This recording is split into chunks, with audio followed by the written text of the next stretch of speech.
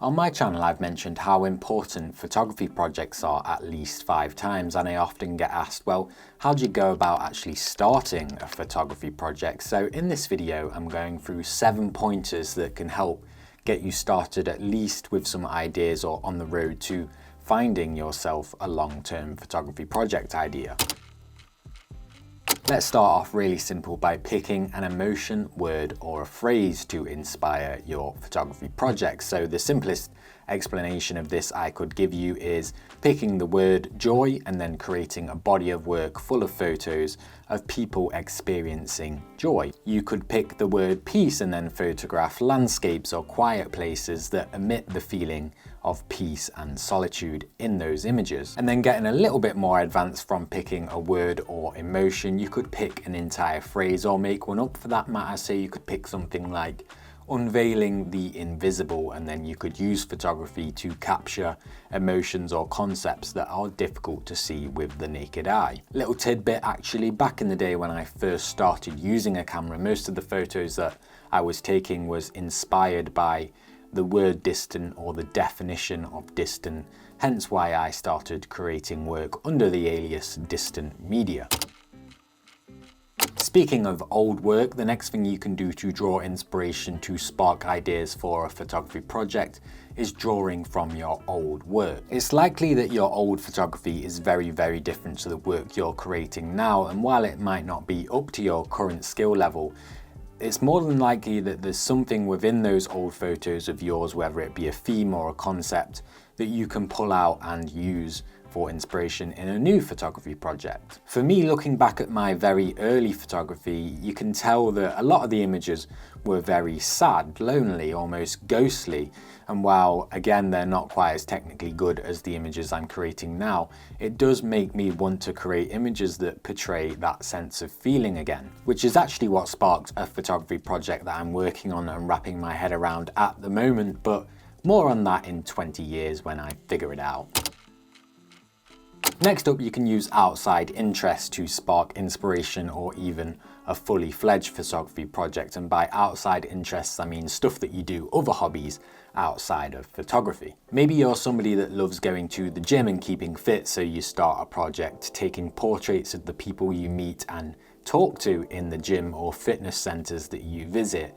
Maybe you're somebody that loves golf, so in doing so, going around to all the different golf courses, you capture either the other golfers or you capture the beauty of the courses that you're playing at. That one would be really cool actually, because golf courses are normally pretty aesthetic, aren't they? I mean, I've never played golf before, I'd probably be terrible at it, but the photos, I think they could be quite good. It's a win-win there because you're combining 2 items that you already really enjoy doing, 2 hobbies, and bringing them together and allowing those worlds to intertwine, so you're more likely to, 1, really enjoy that project, and 2, finish it because it's 2 stuff that you do all the time and love. For number 4, I wanted to encourage you to spend more time with, in person, or looking at other artists' work outside of photography. Experiencing other artists doing their craft, talking about their craft, and genuinely just being around them in their company, as I'm sure you know, is one of the most inspiring things you can do. So being around other artists that aren't in your medium could spawn ideas and inspiration for a photography project for you. Maybe it's something that a graphic designer does that catches your eye and leads you to thinking about more ways you can incorporate creative things into your work. Maybe you decide to collaborate with the other artists and create almost a duo project where you merge photography and whatever art form they do, and you create something together, which is really cool. I'd love to do something like that. Number 5 is something everybody should be able to do regardless of where they are in the world, and it's finding something unique about the area that you either live in or an area close by that you have very easy access to. For example, I'm a few steps outside of the Northumberland National Park, and there's around about 70 castles, I want to say, up here. So photography project right there, capturing every single one of the castles in a new light. It could be that there's a countryside area half an hour's drive away from where you live that's rich in mining history, so you could go and capture what's left of that history and document it. Or you could be a bit more vague and just capture what the life is like in a little village or an area that you live in, the people there, the shops there, the coffee shops, anything like that, and just document the area.